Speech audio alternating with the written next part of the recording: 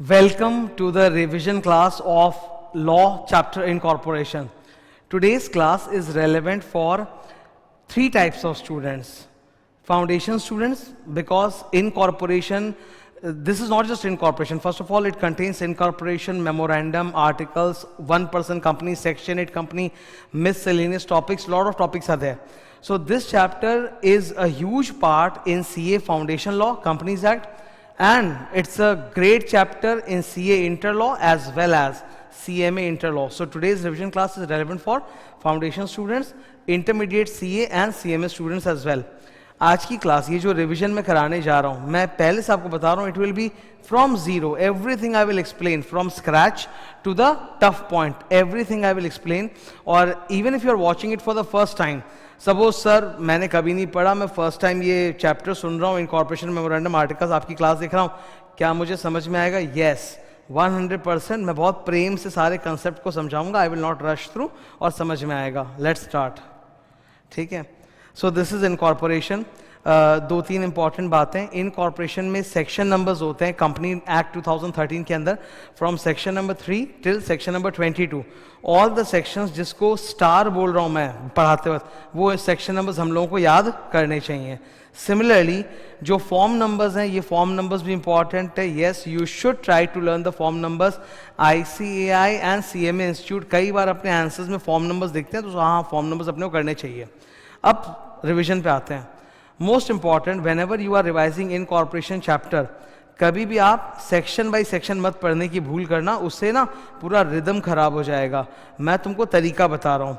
पूरे चैप्टर को we will cut down into topics, not sections but topics. So जैसे कि सबसे पहला टॉपिक है इनकॉर्पोरेशन, कि how do you incorporate a company. Please tell us the procedure for incorporation. तो इनकॉर्पोरेशन प्रोसीजर का मास्टर सेक्शन नंबर है 7. तो हमें सेक्शन नंबर 7 याद रहना चाहिए. मैं तो ऐसे बोलता हूँ lucky number 7, section number 7 incorporation. तो इनकॉर्पोरेशन का सेक्शन नंबर पता होना चाहिए, प्रोसीजर आना चाहिए. आजकल सब ऑनलाइन है. इनकॉर्पोरेशन ऑफ अ कंपनी पूरा ऑनलाइन प्रोसीजर होता है. आप भारत के किसी भी कोने में बैठे हो, भारत के किसी भी कोने में बैठो, open up your laptop, just MCA की साइट पे जाओ, लॉग इन करो, सारा डिटेल्स आपको ऑनलाइन फाइल करना है, और वो बैकएंड पर गुड़गांव जाएगा. कहाँ जाएगा? गुड़गांव. गुड़गांव में इन्होंने एक नई ऑफिस खोली है MCA वालों ने, जिसका नाम है CRC, सेंट्रल रजिस्ट्रेशन सेंटर. तो सेंट्रल रजिस्ट्रेशन सेंटर के अंदर एक बंदा बैठता है जिसको हम कहते हैं रजिस्ट्रार, सेंट्रल रजिस्ट्रार, गुड़गांव. आप पूरे भारत में कहीं पर भी बैठ के कंपनी इनकॉर्पोरेट करो, उसकी बैकएंड की जो प्रोसीजर है और जो सर्टिफिकेट ऑफ इनकॉर्पोरेशन इशू करना है, वो गुड़गांव से ही होगा. ठीक है. You all know that company is a separate legal entity. Company exist तभी करता है जब एक इनकॉर्पोरेशन सर्टिफिकेट मिले. दैट इज द मतलब conclusive evidence. Incorporation certificate is the conclusive evidence कि कंपनी क्रिएट हो चुकी है, एक सेपरेट लीगल एंटिटी का जन्म हो चुका है, जो अपने नाम पर कॉन्ट्रैक्ट कर सकता है, प्रॉपर्टी होल्ड, अक्वायर, डिस्पोज कर सकता है, which has got perpetual succession. So company बनती कैसी है? By an incorporation certificate. तो मेरा सवाल फिर से, ये इनकॉर्पोरेशन सर्टिफिकेट इशू कौन करता है? सेंट्रल रजिस्ट्रार, गुरुग्राम, हरियाणा, वहां से आता है ये. ठीक है. तो एक बार आपको इनकॉर्पोरेशन सर्टिफिकेट मिल गया, उस इनकॉर्पोरेशन सर्टिफिकेट पे एक डेट लिखी होती है, उसी डेट से the company comes into legal existence. अब कंपनी एक सेपरेट एंटिटी और जो करना कर सकती है. तो ये जो इनकॉर्पोरेशन प्रोसीजर है ना, ये हम सेक्शन 7 में रिवाइज करते हैं. फिर 1% कंपनी. 1% कंपनी का जो सेक्शन है ना, वो 2 का क्लॉज 62, वो तो बेकार है. उसमें तो बस इतना बोला है, a company having only 1% as its member is 1% company. पर इससे कुछ नहीं. असली अगर आपको ज्ञान जानना है 1% कंपनी का, तो वो आपको मिलेगा रूल्स में. चैप्टर का नाम क्या है? इनकॉर्पोरेशन. तो इसी चैप्टर के ऊपर ICAI ने रूल्स बना रखे हैं. उन रूल्स का नाम है companies incorporation rules 2014. Companies bracket में चैप्टर का नाम इनकॉर्पोरेशन रूल्स 2014. तो उसके rule number 3, rule number 4, rule number 6, 7, 7A, उसी में OPC के बारे में संपूर्ण ज्ञान दिया हुआ है. 1% कंपनी बड़ी हॉट टॉपिक है. नॉट फॉर प्रॉफिट कंपनी, इस पे एक ही सेक्शन है sir, 8. Not for profit company वही होती है जो खुद के प्रॉफिट के लिए नहीं बल्कि दूसरों के बेनिफिट के लिए बनती है. That's a not for profit company. सबसे बड़ी निशानी नॉट फॉर प्रॉफिट कंपनी की होती है उसका मेमोरेंडम एंड आर्टिकल्स. आप नॉट फॉर प्रॉफिट कंपनी के मेमोरेंडम को देखोगे तो उनका ऑब्जेक्ट क्लॉज अलग ही टाइप का होगा कि our company is created for the purpose of promoting the object of art, commerce, science, sport, research, education, social welfare, recreation etcetera, इन सब के लिए होता है, रिलीजन, चैरिटी। तो उनका मेमोरेंडम खास है, उनका आर्टिकल्स भी खास होता है। उनके आर्टिकल्स में लिखा हुआ रहता है कि we will never distribute our surplus as dividend to members. तो ये लोग अपना कभी भी प्रॉफिट या सरप्लस मेंबर्स को डिस्ट्रीब्यूट नहीं करते। एक खास बात मैं याद दिलाना चाहूँगा, बाकी कंपनीज बैलेंस शीट और PL, profit and loss statement बनाती है, section 8 company profit and loss statement नहीं बनाती, इनकम एंड एक्सपेंडिचर अकाउंट बनाती है। ये बात तुमने छोटे क्लास में भी पढ़ा होगा और आज भी ये बात होल्ड गुड करती है। तो इसका सेक्शन नंबर क्या है सर? 8। देन कम्स वाओ मेमोरेंडम एंड आर्टिकल। ठीक है, मेमोरेंडम एंड आर्टिकल के सेक्शन क्या होते हैं? 4, 5। 4 is memorandum and 5 is article. ये दो मेन सेक्शन है, 4, 5, 4, 5, 4, 5। Memorandum 4, articles 5। इसको पढ़ेंगे। अच्छा है। फिर नेक्स्ट टॉपिक, ये छोटी सी टॉपिक है, इनसिग्निफिकेंट कमेंसमेंट। मतलब हर कंपनी जो स्टार्ट हुई है, इनकॉर्पोरेट हुई है, उसको 180 डेज के अंदर आरओसी के पास एक फॉर्म जमा करना पड़ता है, INC 20A। सेक्शन का नंबर 10A है। हेलो, सेक्शन का नंबर 10A है, लेकिन फॉर्म का नंबर है 20A, form number INC 20A। तो इन कॉर्पोरेशन से 180 डेज के अंदर कंपनी को ये फॉर्म आरओसी के पास जमा करना पड़ता है, certified by either a CA और अ सीएस और अ सीएमए, कि सब्सक्राइबर्स पैसा लेके आ गए हैं, जितना शेयर्स उन्होंने वादा किया था कि खरीदेंगे, सब्सक्राइब करेंगे, they have purchase that many shares, and company ने अपने रजिस्टर्ड ऑफिस का एड्रेस प्रूफ भी फाइल कर दिया है। तो ये कमेंसमेंट के ऊपर बस एक ही सेक्शन है, ये उतना हॉट नहीं है। टॉपिक 6 वेरी हॉट, जान है ये इंस्टीट्यूट की, इंस्टीट्यूट बहुत पूछता है इस पे। Registered office, every company must have at least 1 address as registered office, जो आरओसी को बताया हुआ होना चाहिए। ये रजिस्टर्ड ऑफिस का एड्रेस बड़ा इंपॉर्टेंट है। देखो, रजिस्टर्ड ऑफिस, लेट से मैं एक एग्जांपल लेके बात करता हूँ। लेट से कि कंपनी की रजिस्टर्ड ऑफिस मुंबई में है। मुंबई कहाँ है सर? महाराष्ट्र। महाराष्ट्र, तो स्टेट का नाम बोलो, महाराष्ट्र। तो रजिस्टर्ड ऑफिस अगर महाराष्ट्र में है तो डेफिनेटली इस कंपनी का जो लोकल आरओसी है वो कौन सा होगा? आरओसी मुंबई। इस कंपनी का एनसीएलटी कौन सा होगा? NCLT Mumbai bench, tribunal Mumbai bench. तो इसके सारे लीगल केसेस वगैरह कहाँ जाएंगे? एनसीएलटी के मुंबई बेंच में जाएंगे, मुंबई ब्रांच नहीं, मुंबई बेंच। तो एनसीएलटी ट्राइब्यूनल की मुंबई बेंच में सारे केस फाइल होंगे। इनका मीटिंग्स कहाँ होगा? महाराष्ट्र में होगा। ये अपना बुक्स ऑफ अकाउंट्स कहाँ रखेंगे? रजिस्टर ऑफिस में रखेंगे। सरकार आरओसी जब इनको नोटिस देगा तो कहाँ देगा? मुंबई वाले ऑफिस में देगा। तो रजिस्टर्ड ऑफिस का बड़ा महत्व है। One office has to be declared as registered office to ROC.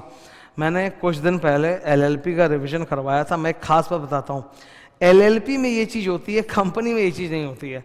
LLP को ये अलाउड है कि वो अपने रजिस्टर्ड ऑफिस के अलावा एक ऑल्टरनेट एड्रेस आरओसी को बता दे, ताकि आरओसी चिट्ठी चपाटा रजिस्टर्ड ऑफिस के बजाय ऑल्टरनेट एड्रेस पे भेजे, ऑल्टरनेट एड्रेस पे भेजे। लेकिन कंपनी लॉ में ऐसा ऑल्टरनेट एड्रेस का कोई फीचर नहीं है। यहाँ रजिस्टर्ड ऑफिस ही होती है जो होती है। ठीक है, कि एक रजिस्टर्ड ऑफिस होनी चाहिए, वो एड्रेस आप आरओसी को बता दो। बाकी आपके बहुत सारे ब्रांचेस, ऑफिसेज हो सकते हैं, दैट्स अ सेपरेट स्टोरी। फिर नंबर 7, हर कंपनी के 2 फंडामेंटल डॉक्यूमेंट्स होते हैं, मेमोरेंडम एंड आर्टिकल्स। क्या मेमोरेंडम एंड आर्टिकल्स कांस्टेंट है कि इनमें ऑल्टरेशन हो सकता है? सर बिल्कुल, इनमें ऑल्टरेशन हो सकता है। तो इनके ऑल्टरेशन के सेक्शन नंबर होते हैं 13, 14, हाईलाइटर। ठीक है, what is the section number for alteration of memorandum? 13। What is the section number for alteration of articles? 14।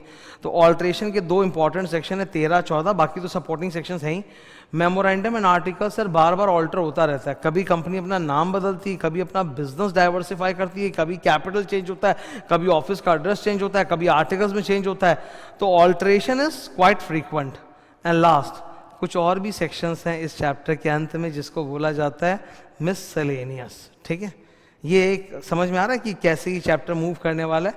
सो मैं बोलता हूँ ये चैप्टर को कभी आप सेक्शन नंबर वाइज मत पढ़ना, टॉपिक वाइज पढ़ना कि हाँ ये इतने सारे टॉपिक्स हमें पढ़ रहे हैं। अब मैं आपको एक एक टॉपिक रिवाइज कराने जा रहा हूँ। सबसे पहली टॉपिक हम लोग कौन सी रिवाइज करने जा रहे हैं? इनकॉर्पोरेशन। तुमको इनकॉर्पोरेशन का मेन सेक्शन नंबर याद करना है, लकी नंबर 7।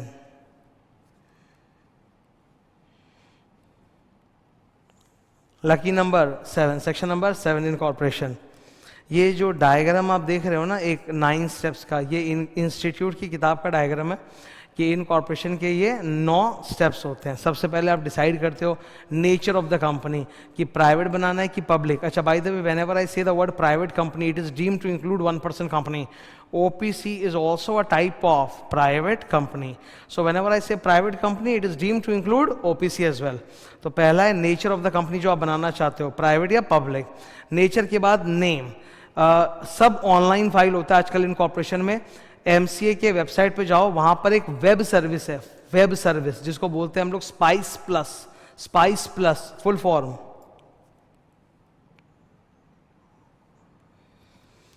लिखा हुआ है, simplified proforma for incorporating companies electronically, spice plus. तो MCA की वेबसाइट पे ना एक वेब सर्विस है, नाम है स्पाइस प्लस. उसमें 2 पार्ट होते हैं, पार्ट ए पार्ट बी. सबसे पहले आप पार्ट ए में एक नाम रिजर्व करो, बिकॉज कंपनी का name has to be unique. तो कंपनी का एक यूनिक नेम आप रिजर्व करो 20 डेज के लिए. फिर 20 डेज का आपको समय मिलेगा, उसके अंदर आप पार्ट बी में बाकी सारे डिटेल्स फाइल कर सकते हो. तो ऊपर देखो purple colour, step number 2, reserve a unique name of the company in spice plus for 20 days. मैं ना इसको याद करने के लिए ऐसे बोलता हूँ, नाना नाना मामा ऐसे करके आएगा इसमें. ना नेचर ऑफ द कंपनी, ना name of the company to be reserve for 20 days. अब आएगा मामा मेमोरेंडम एंड आर्टिकल्स. किसी भी कंपनी के 2 फंडामेंटल डॉक्यूमेंट्स होते हैं, मेमोरेंडम एंड आर्टिकल. तुमने सुना होगा memorandum is the constitutional charter of the company. तो मेमोरेंडम एंड आर्टिकल्स को ड्राफ्ट और साइन करो, step number 3. Step number 4, memorandum articles को सबमिट करो ROC के पास. फिर नंबर 5, अब ये 5, 6 वगैरह जो है ना, ये दीदी है, दीदी दादी जो बोलना है बोल लो, ठीक है, ये दीदी है. यानी कि जब कंपनी इनकॉर्पोरेट होगी तो company must have directors, the first directors of the company. तो जिनको भी आप लोग प्रपोज कर रहे हो कि हम इन्हें फर्स्ट डायरेक्टर्स बनाएं कंपनी का, उनसे कॉन्सेंट लेना पड़ता है. तो कॉन्सेंट ऑफ फर्स्ट डायरेक्टर्स.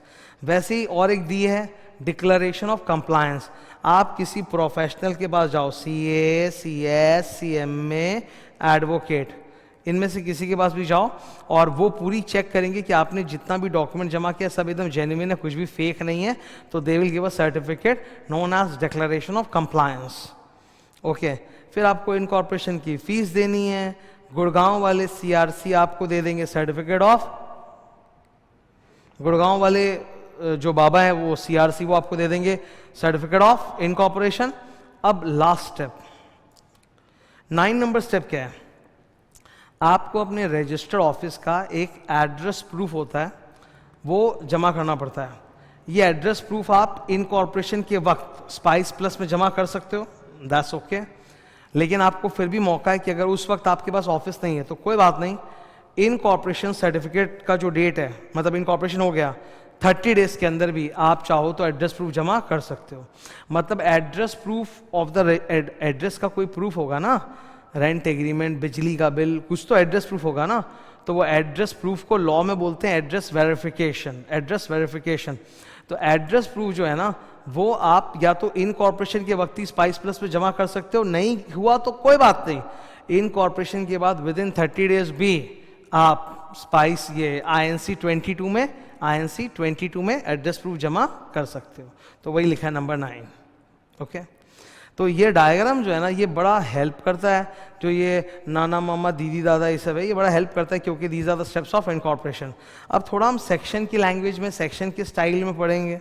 नीचे आओ, section number 7 subsection 1, filing with registrar. First of all, incorporation में आप क्या यूज कर रहे हो? Sir, we are using web service, online web service on the MCA website. उस वेब सर्विस का नाम है स्पाइस प्लस. ये बैकएंड पे कहाँ जा रहा है, कौन प्रोसेस कर रहा है? गुड़गांव के अंदर है CRC, central registration centre. Registration word का मतलब होता है इनकॉर्पोरेशन, तो सेंट्रल इनकॉर्पोरेशन सेंटर. तो वहीं से पूरे भारत में कंपनियां इनकॉर्पोरेट होती है, वहीं पे जा रहा है. अब सबसे पहला काम है, आप एक यूनिक नेम रिजर्व करो फॉर 20 डेज. एक नाम दो, वो लोग अप्रूव कर देंगे, हाँ ये ओके है जी, 20 डेज के लिए नाम आपका रिजर्व हो गया. अब आपको 20 डेज के अंदर ये समस्त डॉक्यूमेंट्स ABCDEFG ये साथ में फाइल करना पड़ेगा. ठीक है, तो सर हमें पार्ट बी यानी कि 20 डेज के अंदर स्पाइस प्लस में 2 पार्ट होते हैं, पार्ट ए पार्ट बी, तो 20 डेज के अंदर हमें क्या क्या डॉक्यूमेंट्स चाहिए जमा करने के लिए? वेरी इजी, सिंपल एकदम। सबसे पहले आपको चाहिए सर मेमोरेंडम एंड आर्टिकल्स, मोआ ओआ, मेमोरेंडम एंड आर्टिकल्स।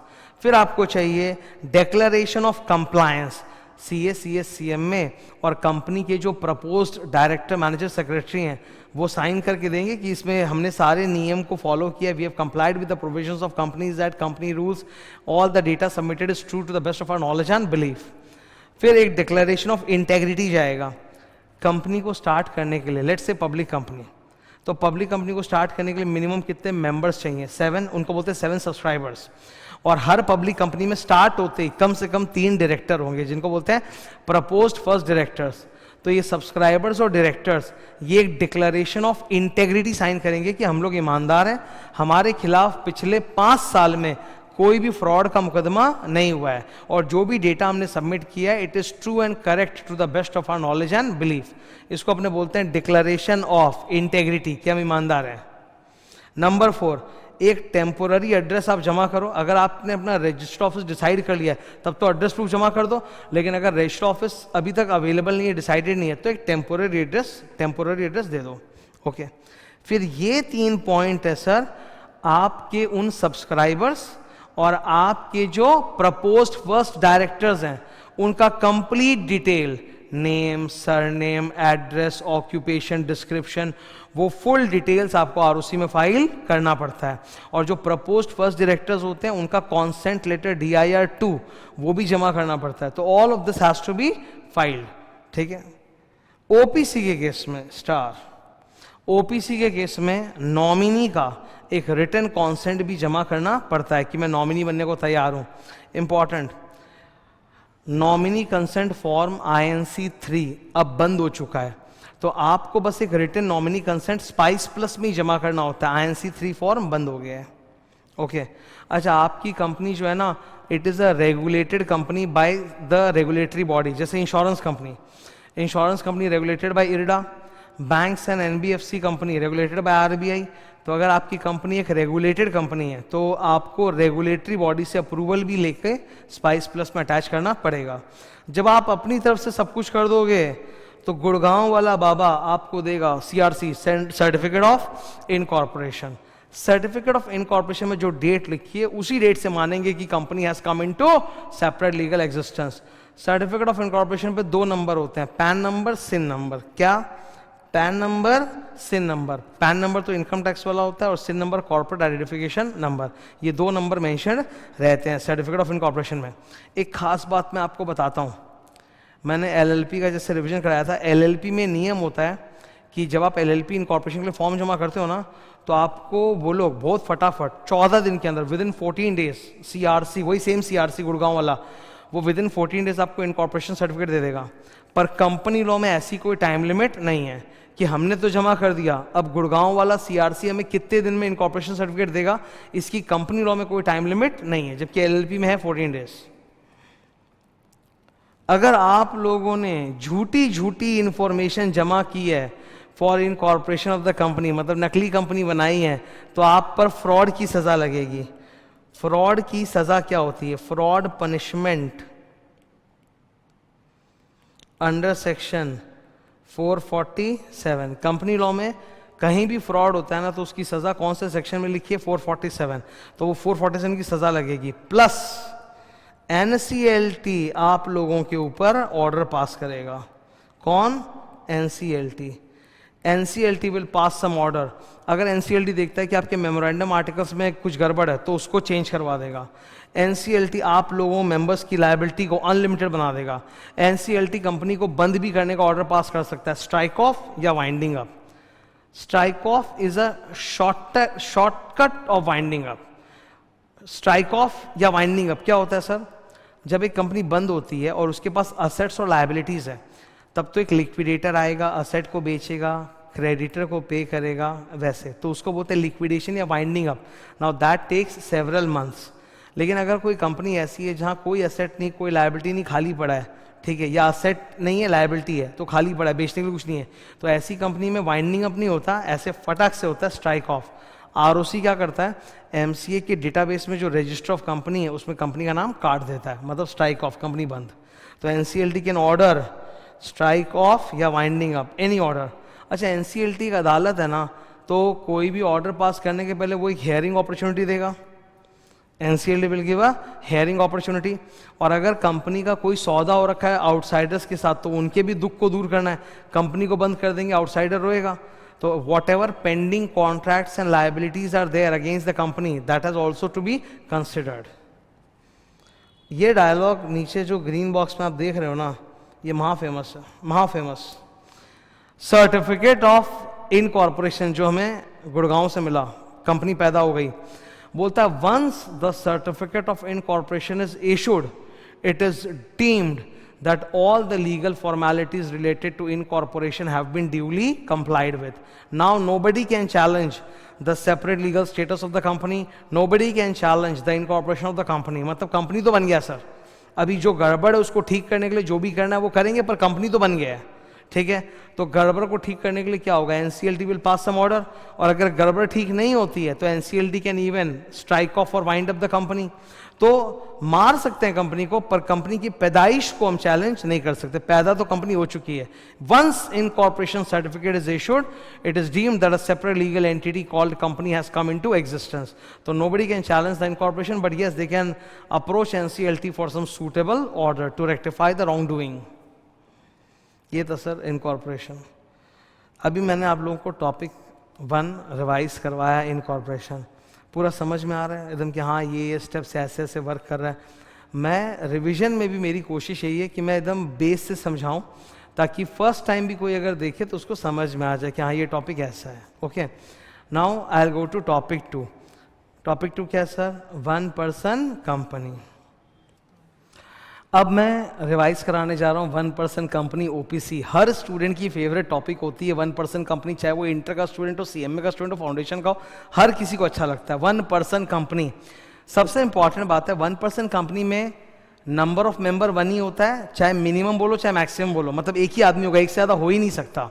यानी कि सर मैं कह सकता हूँ कि 100% shares of the OPC is in the name of only 1 person.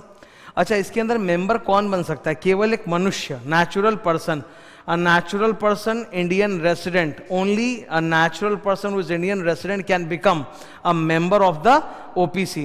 पहले ना रेसिडेंशियलशिप की क्राइटेरिया थी जो इन्होंने अब हटा दी है, इन्होंने लिख रखा है रेसिडेंट हो भी सकता है भारत में या नहीं भी। देखो पहला पॉइंट क्या है, एक नेचुरल पर्सन होना चाहिए जैसे हम लोग।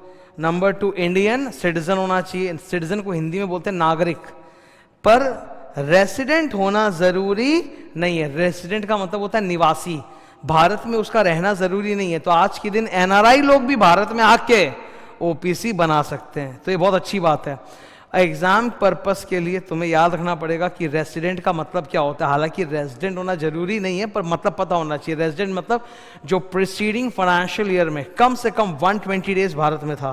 कितने दिन भारत में था, at least 120 days during the preceding financial year.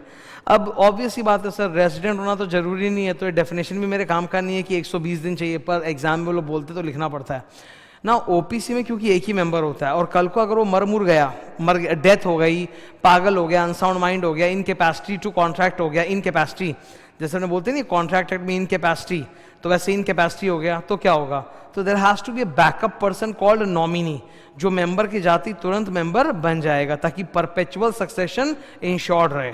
तो ओपीसी में नॉमिनी का बड़ा महत्व है। ओपीसी में स्टार्टिंग से ही एक नॉमिनी होना चाहिए जिसका नाम मेमोरेंडम में लिखा जाएगा। कहां लिखा जाएगा, मेमोरेंडम के अंदर ओपीसी में नॉमिनी का नाम लिखा जाएगा। नॉमिनी से एक रिटन कंसेंट लेते हैं और वो स्पाइस प्लस में जमा भी करते हैं। अच्छा, जो एलिजिबिलिटी क्राइटेरिया एक मेंबर की है वही एलिजिबिलिटी क्राइटेरिया एक नॉमिनी की भी होनी चाहिए। यानी nominee must also be a natural person, Indian citizen, resident और अदरवाइज, तभी तो वो बैकअप में आके जगह लेगा ना। तो ये फर्स्ट पॉइंट जो मैंने पढ़ाया रूल 3 में, eligibility for becoming a member of nominee. Number 2, एक ये भी बहुत हॉट टॉपिक है फॉर एग्जाम, कि एक व्यक्ति कितने ओपीसी में मेंबर हो सकता है और कितने ओपीसी में नॉमिनी। द आंसर इज 1 मतलब मैं, जैसे मैं एक मनुष्य हूं सिद्धार्थ अग्रवाल, मैं एक ओपीसी के अंदर मेंबर हो सकता हूं और किसी दूसरे ओपीसी में नॉमिनी हो सकता हूं। सेम ओपीसी में तो मैं मेंबर नॉमिनी दोनों नहीं हो सकता, तो सेंस ही नहीं बनता। तो एक ओपीसी में मैं मेंबर हूं और दूसरे ओपीसी में मैं नॉमिनी हूं, ये चलेगा। मतलब कि you are a member in one OPC and nominee in one another OPC, that is allowed. ठीक है, उससे ज़्यादा में अलाउड नहीं है। अब रिटन कंसेंट बड़ी ज़रूरत है जब हम कंपनी को इनकॉर्पोरेट करते हैं। ओपीसी को जब हम इनकॉर्पोरेट करते हैं तो मेंबर अपने हिसाब से सोच कर एक नॉमिनी को अपॉइंट करता है। नॉमिनी का रिलेटिव होना ज़रूरी नहीं है, रिलेटिव हो भी सकता है, नहीं भी, कोई ज़रूरी नहीं, बस नॉमिनी एडल्ट होना चाहिए। एक इम्पॉर्टेंट बात, यहाँ पर ना ओपीसी टॉपिक के अंदर 2 फॉर्म नंबर्स आते हैं। मैं याद करने के लिए बोलता हूँ चौका छक्का, चौका छक्का। हम लोग के ज़्यादा काम का कौन सा है? INC4, ये नॉमिनी से जुड़ा हुआ है। ठीक है, INC4 ये क्या होता है सुनो। कभी भी ओपीसी के अंदर मेंबर चेंज हो या नॉमिनी चेंज हो, मतलब कोई ये नॉमिनी गया कोई नया आ गया, या मेंबर चेंज हो गया, मेंबर मर गया तो नॉमिनी मेंबर बन गया, तो इस बात की सूचना आरओसी को देनी पड़ेगी फॉर्म नंबर INC4 में। इन INC4 हम लोग आरओसी को बता देंगे कि जी हमारे यहाँ मेंबर चेंज हो गया या नॉमिनी चेंज हो गया। जब एक कंपनी इनकॉर्पोरेट होती है उस वक्त इस फॉर्म की ज़रूरत नहीं होती। इनकॉर्पोरेशन के टाइम पे तो स्पाइस प्लस होता है, उसी में मेंबर के डिटेल्स और नॉमिनी का रिटन कंसेंट सब अटैच होकर चला जाता है। लेकिन इनकॉर्पोरेशन के बाद अगर कभी भी मेंबर या नॉमिनी चेंज होते हैं तो INC4 ज़रूरी है। 2 बातें मैं तुमको भी बताऊंगा जिससे ये सब तुम्हारे लिए एकदम आसान हो जाएगा, एकदम आसान। ठीक है, एकदम ईजी। जस्ट यहाँ ध्यान देना, एक रफ वर्क बना रहा हूँ। डेथ और इनकैपेसिटी और विथड्रॉवल बाय नॉमिनी। या तो डेथ इनकैपेसिटी हो गई तो मेंबर हट जाएगा, नॉमिनी बन जाएगा, या फिर नॉमिनी अपना विड्रॉवल कर रहा है, मतलब कि वो बोलता है मैं अब हट रहा हूँ, किसी और को नॉमिनी बनाओ। इन सब को बोलते हैं ट्रिगर इवेंट्स। तो इसमें ना 2 टाइम लिमिट्स आपको याद रखनी है, 15 डेज और 30 डेज। 15 डेज और 30 डेज, इसको बोलते हैं पैरेलल टाइमलाइन। पैरेलल टाइमलाइन मतलब 15 और 30 एक साथ स्टार्ट हो गया है, तो टोटल टाइम 30 है। 15 + 30 45 नहीं है। अगर 15 खत्म होने के बाद 30 होता तो वो कॉन्जिक्यूटिव टाइमलाइन होता है 45 डेज, लेकिन यहाँ 15 और 30 एक साथ चल रहा है। ठीक है, तो ये सुन लो तो मतलब बेड़ा पार। 15 डेज के अंदर ही अगर आपका नॉमिनी छोड़ के भाग रहा है तो 15 डेज के अंदर ही हम लेके आएंगे एक न्यू नॉमिनी। कितने दिन के अंदर एक न्यू नॉमिनी आ जाना चाहिए? 15 डेज। और आरओसी को इन्फॉर्म भी करना है 30 डेज में। 30 डेज के अंदर हम आरओसी के पास फाइल करेंगे INC4 और बता देंगे नया नॉमिनी आ गया और ये लो उनका रिटन कॉन्सेंट। तो ये 2 टाइमलाइन बड़ी इंपॉर्टेंट है, 15 days 30 days. Whenever there is some kind of a change, आपको नया नॉमिनी कितने दिन में लाना है? 15 दिन। और कितने दिन के अंदर आपको आरओसी के पास फॉर्म जमा करना है? INC4 30 दिन विद द रिटन कॉन्सेंट। ठीक है, ये 30 डेज और 15 डेज एक साथ ही स्टार्ट होते हैं ट्रिगर इवेंट से। अब इधर देखो, सबसे पहले तो ये बताया कि इन कॉर्पोरेशन में स्पाइस प्लस के अंदर ये नॉमिनी का कंसेंट अटैच करके दे देते हैं, ये तो ईजी है। मेन यहाँ से इस पे सवाल आते हैं। जिसको हमने नॉमिनी बनाया था वो अब छोड़ के जाना चाहता है, रिजाइन करना चाहता है, तो नॉमिनी जो जाना चाहता है वो अपनी रेजिग्नेशन ओपीसी और मेंबर दोनों को दे देगा, मेंबर को भी और टेक्निकली ओपीसी को भी ईमेल कर देगा कि मैं जा रहा हूं। अब मेंबर जो है वो 15 दिन के अंदर एक नया नॉमिनी ले आएगा और 30 डेज के अंदर INC4 जमा कर देगा along with the written consent. तो ये देखो मैं क्या क्या जमा करूंगा आरओसी के पास। नोटिस ऑफ विड्रॉवल किए चला गया छोड़ के रिजाइन। नंबर 2 एक नया form number INC4 and written consent of the new nominee. Total timeline क्या है? 15 दिन 30 दिन। 15 दिन 30 दिन। 15 दिन में नया नॉमिनी ले आओ, 30 दिन के अंदर सब फाइल वाइल कर दो। अच्छा, ये नेक्स्ट यहां पर है चेंज ऑफ नॉमिनी, मतलब नॉमिनी खुद नहीं जा रहा है, मैं मेंबर हूं, मेरी कंपनी है, मेरा हक है कि मैं नॉमिनी चेंज कर सकता हूं।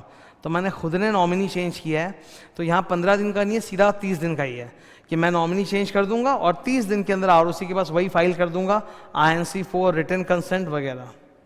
एंड लास्ट, मर गया मेंबर। जैसे मेंबर मरता है तो नॉमिनी बैकअप में था, वो मेंबर बन के आ जाएगा हाथों हाथ। मेंबर मरा तो नॉमिनी बैकअप से अब मेंबर बन जाएगा, तो अब नॉमिनी का पोजीशन खाली हो गया, तो 15 दिन के अंदर नया नॉमिनी अपॉइंट कर दो, 30 दिन के अंदर INC 4 जमा कर दो, एंड 180 डेज के अंदर डिसाइड कर लो नॉमिनी कि तुम इस OPC में मेंबर रहोगे कि दूसरे OPC में मेंबर रहोगे। तो आप देख रहे हो कि बार बार एक ही टाइम लिमिट आ रही है, 15 डेज 30 डेज 15 डेज 30 डेज वो आ रहा है। तो ये एक बार अगर हम लोग समझ जाते हैं ना तो फिर लॉन्ग टाइम तक भूलते नहीं है। मैंने 180 डेज वाली जो बात बोली ना वो यहाँ पर लिखी हुई है। ओके, मान लो कि एक व्यक्ति ऐसा है जो मेरे OPC में नॉमिनी है और उसकी खुद की अलग सी भी एक OPC जिसमें वो मेंबर है, तो मेरे मरने के बाद तो he will become the member here also and there also, तो दो OPC में मेंबर हो जाएगा, तो अलाउड नहीं है ना। तो 180 डेज में डिसाइड कर लो किस में रहना है किस में जाना है। That completes our revision of 1 person company. समझ में आ रहा है, याद आ रही सारी बातें? ओके, मेरे ख्याल से तुम अगर फर्स्ट टाइम भी सुन रहे हो तो ऐसा नहीं कि एकदम समझ में नहीं आ रहा, समझ में कुछ आ ही रहा है। अब मैं स्टार्ट करने जा रहा हूं topic 3 section 8 company, not for profit company. Next topic जो मैं रिवाइज कराने जा रहा हूं वो है नॉट फॉर प्रॉफिट कंपनी। इसमें एक ही सेक्शन नंबर 8। अच्छा, मैं एक बात बता देता हूं, अगर आप सेक्शन 8 की टाइटल को पढ़ोगे तो इसमें लिखा हुआ है चैरिटी, पर ये जरूरी नहीं है। इसमें लिखा हुआ है formation of company with charitable object etcetera. कई बार चैरिटी के लिए नहीं बनता है, कई बार किसी और पर्पस के लिए, स्टिल वो सेक्शन 8 कंपनी है। सेक्शन 8 कंपनी का तुमको मैं बताता हूँ प्रैक्टिकली एग्जिस्ट करता है। आज के दिन जितने भी आप देखते हो बड़ी बड़ी बिल्डिंग्स बन रही हैं, हर बिल्डिंग के अंदर जो टावर बिल्डिंग्स नहीं होती जिसमें बहुत सारे मतलब फ्लोर्स होते हैं, फ्लैट्स होते हैं, तो जितनी भी ये टावर्स या बिल्डिंग्स बनती है ना, इसमें एक फ्लैट ओनर्स का एसोसिएशन होता है, and these associations are created for the security, welfare and amenities of the मतलब फ्लैट ओनर्स की बिल्डिंग में सबको क्या क्या सहूलियत फैसिलिटी मिलनी चाहिए उसको लेके। तो the purpose of this association is not to earn profit but to provide better amenities to the flat owners, the residents of that colony और द टावर। ओके, तो ये जो एसोसिएशन बनते हैं ना, ये सेक्शन 8 कंपनी होते हैं। तो ये कोई चैरिटी के लिए तो बने नहीं है, ये दूसरों के भले के लिए बने हैं, पर चैरिटी के लिए बने नहीं है, तो ये भी सेक्शन 8 कंपनी है सर। तो चैरिटी जरूरी नहीं है। सेक्शन 8 कंपनी में अक्सर आप, एक बहुत इंपॉर्टेंट अमेंडमेंट है जो सारे स्टूडेंट्स को पता होना चाहिए, वही मैं बता देता हूँ। सेक्शन 8 कंपनी में जब आप पढ़ते हो, इसका जो सेक्शन नंबर है और जो रूल्स है उसमें बार बार लिखा हुआ रहता है ये करना है या वो करना है, take approval of central government, मतलब कुछ भी करने के लिए आपको सेंट्रल गवर्नमेंट की अप्रूवल लेनी पड़ेगी। तो sir who is the central government? इन्होंने बोला there are 2 answers for 3 things the central government is ROC, so take approval of ROC, and for 2 things the central government is regional director, so take approval of regional director। औकात में अगर मैं बोलूं तो ROC is like छोटे पप्पा and regional director is like बड़े पप्पा। ठीक है, तो 3 चीजों के लिए अप्रूवल किसका लेना? ROC का। सेक्शन 8 कंपनी को इनकॉर्पोरेशन सर्टिफिकेट के अलावा एक लाइसेंस चाहिए, बहुत इंपॉर्टेंट है। हर कंपनी को इनकॉर्पोरेशन सर्टिफिकेट चाहिए, इनको भी चाहिए। स्पाइस प्लस में इनको भी इनकॉर्पोरेशन सर्टिफिकेट मिलेगा, पर इनको एक एक्स्ट्रा लाइसेंस चाहिए। License gives them power, license gives them privileges. तो इनको लाइसेंस कौन देता है? ROC, issue of license. इनको जब भी अपना इन सेक्शन 8 कंपनी की जो मेन जान है ना, वो उसका मेमोरेंडम और आर्टिकल्स है। तो कभी भी अगर इनको अपना मेमोरेंडम आर्टिकल चेंज करना है तो अगेन ROC से अप्रूवल लेना पड़ेगा। और 2013 कंपनी लॉ जो मैं पढ़ा रहा हूं, इसके पहले भी पुराने कंपनी लॉ थे, पुरानी नॉट फॉर प्रॉफिट कंपनीज थी। तो पुरानी नॉट फॉर प्रॉफिट कंपनीज को अगर अपना लाइसेंस रिन्यू कराना है तो they will also make an application to ROC। तो कुल मिला के मैं सिंपल बोल सकता हूं, अगर आपको लाइसेंस चाहिए तो किसके पास जाओ? ROC। अगर आपको मेमोरेंडम या आर्टिकल्स को ऑल्टर करना है तो किसके पास जाओ? ROC। लेकिन लाइसेंस छीनने का पावर किसके पास है? Regional director. रीजनल डायरेक्टर देखिएगा कि अगर सेक्शन 8 कंपनी फ्रॉड कर रही है, गलत काम कर रही है, अपने मेंबर को डिविडेंड बांट रही है, ठीक है, नॉट फॉर प्रॉफिट खाली बोलने को है, झूठ है, तो फिर license can be revoked by regional director. और तो और सेक्शन 8 कंपनी को आप नॉर्मल कंपनी में भी कन्वर्ट कर सकते हो, जो फॉर प्रॉफिट कंपनीज होती है, प्राइवेट पब्लिक, पर उसके लिए भी RD का अप्रूवल चाहिए। और जो भी प्रॉफिट जमा हुआ है वो ले जाएगी सरकार, वो आपके पास छोड़ने वाली नहीं है। ठीक है, तो कहाँ ROC का अप्रूवल, कहाँ RD का अप्रूवल, ये अपने को याद होना चाहिए। This is amendment. Section 8 company की को चाहिए एक license, it is a limited company और इसको क्या चाहिए, लाइसेंस। लाइसेंस कौन देगा, गुड़गांव वाला बाबा कि local ROC, local ROC will issue license. License का फॉर्म नंबर होता है INC 1617, सिलेबस में नहीं है, बस बता दिया, इशू ऑफ लाइसेंस।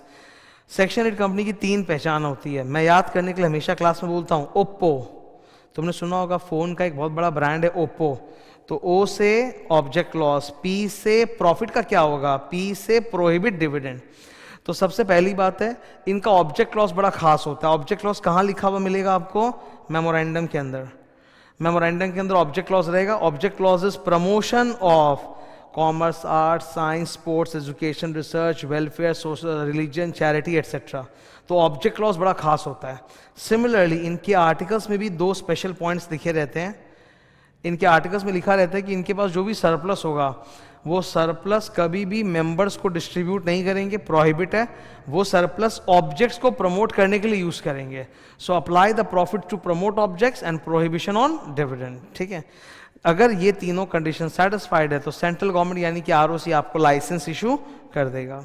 लाइसेंस पाने के लिए आपको कुछ स्पेशल डॉक्यूमेंट्स जमा करने पड़ेंगे। जैसे स्पाइस प्लस में बहुत सारे डॉक्यूमेंट्स जमा होते हैं फॉर इनकॉर्पोरेशन। सेक्शन 8 कंपनी को लाइसेंस के लिए कुछ एक्स्ट्रा जमा करना है। नंबर 1 मेमोरेंडम एंड आर्टिकल, वो तो वहां भी था। खास बात ये है कि इनके मेमोरेंडम का फॉर्म नंबर अलग होता है, it is INC 13। Normally memorandum का फॉर्म नंबर क्या होता है, INC 33 एंड 34 ऑफ आर्टिकल्स, लेकिन इनका मेमोरेंडम खास होता है तो उसका फॉर्म नंबर INC 13, वो जमा करो। नंबर 2 एक प्रोफेशनल का डिक्लेरेशन जमा करो कि हाँ ये जेन्युइन है, ये उन्होंने सब चेक कर लिया, डिक्लेरेशन ऑफ कंप्लायंस। 3rd सरकार जानना चाहती कि you are not for profit, तो बिजनेस तो करोगे नहीं तो पैसा कहाँ से आएगा, तो फ्यूचर 3 इयर्स का estimated income and expenditure statement लगाना पड़ेगा। 3 इयर्स एस्टिमेट फ्यूचर। ओके, इनके पास पैसे कहाँ से आएंगे, इनके मेंबर्स तो डोनेशन देंगे, सब्सक्रिप्शन देंगे एनुअल, उससे आएगा पैसा। एंड नंबर 4 जो सब्सक्राइबर्स एप्लीकेंट्स वो भी डिक्लेरेशन देंगे कि हाँ ये सब true and corrected to the best of our knowledge and belief, सारा डेटा सही है। तो इन कॉर्पोरेशन के अलावा लाइसेंस अगर हासिल करना है तो आपको ये 4 चीजें जमा करनी पड़ेंगी। मेमोरेंडम का special format INC 13, 3 years future estimate of income and expenditure, declaration of compliance by professional and a declaration by the applicants. Okay. अगर एक सेक्शन 8 कंपनी कानून को तोड़ती है, सेक्शन 8 के नियम नहीं फॉलो करती है, तो सजा कितनी है, कंपनी के ऊपर सजा है 10 लाख रुपीज से 1 CR, ऑफिसर इन डिफॉल्ट पे सजा है 25,000 से 25 लाख, और अगर जानबूझकर किया है फ्रॉड तब तो 447 की सजा है। एक बहुत सुंदर समरी चार्ट है, ये रहा आपके नजरों के सामने, ये ICI का ही है। ये समरी चार्ट बड़ा बेहद ही खूबसूरत है। अगर एक सेक्शन 8 कंपनी सेक्शन 8 या रूल्स का वायलेशन करती है, मतलब प्रॉफिट बांट देती है डिविडेंड की तरह, अगर एक सेक्शन 8 कंपनी लाइसेंस के टर्म्स एंड कंडीशन, जिस टर्म्स कंडीशन पे लाइसेंस मिला था उसको वायलेट करती है, या फिर अगर एक section 8 company fraudulent activities conduct करती है, तो इन सबको बोला जाता है कॉन्ट्रावेंशन। कॉन्ट्रावेंशन होते ही आपका लाइसेंस रिवोक हो जाएगा। रीजनल डायरेक्टर एक हियरिंग करेगा और आप लोग का लाइसेंस रिवोक कर देगा। लाइसेंस रिवोक करने के बाद, ऑरेंज कलर, लाइसेंस रिवोक करने के बाद regional director will pass an order for one of these 3 things. Number 1, या तो आपको बोलेंगे कि तुम लोग ना नॉर्मल प्राइवेट पब्लिक कंपनी में कन्वर्ट हो जाओ। नंबर 2, वाइंड अप कर दिया जाएगा सेक्शन 8 कंपनी का, और जो भी सरप्लस पैसा बचेगा it will be donated to another section 8 company having similar objects. Same objects होने चाहिए, अलग नहीं, सेम। जैसे अगर क्लब है तो क्लब को डोनेशन, स्पोर्ट्स क्लब है तो स्पोर्ट्स क्लब को डोनेशन, ट्रेड एसोसिएशन है तो ट्रेड एसोसिएशन, वैसा। तो it will donated to similar section 8 company, और अगर ऐसी कोई सिमिलर सेक्शन 8 कंपनी नहीं मिली तो वो धन भारत सरकार के फंड में चला जाएगा, जिसका नाम है इंसॉल्वेंसी एंड बैंक्रप्सी फंड। या फिर लास्ट, अमालगमेशन, इस सेक्शन 8 कंपनी का अमालगमेशन करा दिया जाएगा with another section 8 company having similar objects. मैं हमेशा क्लास में याद कराने के लिए क्या बोलता हूँ कि एक सेक्शन 8 कंपनी का अगर आप बंद करके डोनेशन कर रहे हो या अमालगमेशन कर रहे हो तो याद रखना इंटरकास्ट मैरिज यहां अलाउड नहीं है। इंटरकास्ट मैरिज अलाउड नहीं है, मतलब सेक्शन 8 कंपनी का सेक्शन 8 कंपनी से जो मर्जर हो रहा है, both of them must be in the same line of activity, both of them must have similar object. मतलब ये अगर प्रमोशन ऑफ आर्ट्स है तो ये भी प्रमोशन ऑफ आर्ट है, ये प्रमोशन ऑफ साइंस है तो ये प्रमोशन ऑफ साइंस है, वैसा होना चाहिए। तो अगर एक सेक्शन 8 कंपनी कॉन्ट्रावेंशन कर रही है तो ऑलरेडी उनका लाइसेंस रिवोक कर लेगा, उसके बाद या तो उनको कन्वर्ट होने बोलेगा, या वाइंडिंग अप करेगा, या अमेलगमेशन करने बोलेगा। ठीक है, मैं इसको याद करने के लिए ऐसा बोलता हूं काउ, पर स्पेलिंग इज डिफरेंट, काउ। ठीक है, सी से कन्वर्ट हो जाओ, या अमेलगमेट करा दो मर्जर, या वाइंडिंग अप करा दो। संग संग सर पनिशमेंट भी लगेगी, किसको? Company and officer in default को, जो पनिशमेंट हमने अभी ऊपर पढ़ी है। ओके, सो समरी चार्ट मुझे बहुत अच्छा लगा, इससे क्या होता है पूरा कॉन्ट्रावेंशन की टॉपिक एक बार में खत्म। So this was not for profit company, यानी कि सेक्शन 8 कंपनी। ठीक है, next topic is memorandum and articles. जबरदस्त टॉपिक है, जबरदस्त। अब हम लोग टॉपिक 4 मेमोरेंडम और आर्टिकल्स रिवाइज करने जा रहे हैं, बहुत अच्छे से समझाने वाला हूं। सबसे पहले लुक एट मेमोरेंडम। इन दोनों को बोला जाता है the fundamental charters of the company. जैसे कि देश का कॉन्स्टिट्यूशन ऑफ इंडिया है, वैसे मेमोरेंडम एंड आर्टिकल्स एक कंपनी के लिए कॉन्स्टिट्यूशन की तरह काम करता है। सेक्शन नंबर आप लोग सबको याद करना है, मेमोरेंडम का सेक्शन नंबर 4, आर्टिकल्स का सेक्शन नंबर 5, 4 5 4 5। सबसे पहले मेमोरेंडम। मेमोरेंडम को आप एग्जाम में सिर्फ मेमोरेंडम लिखो, you don't have to write of association, just write the word memorandum. Law में भी वैसे ही लिखा जाता है। मेमोरेंडम के अंदर कितने क्लॉजेस होते हैं? 7। ऐसे तो 6 होते हैं, पर ओपीसी में एक एक्स्ट्रा होता है 7th नंबर क्लॉज। आप इन सीक्वेंस को चेंज नहीं कर सकते, ये सीक्वेंस फॉलो करना जरूरी है, इसीलिए हम लोग इसी सीक्वेंस में याद करेंगे।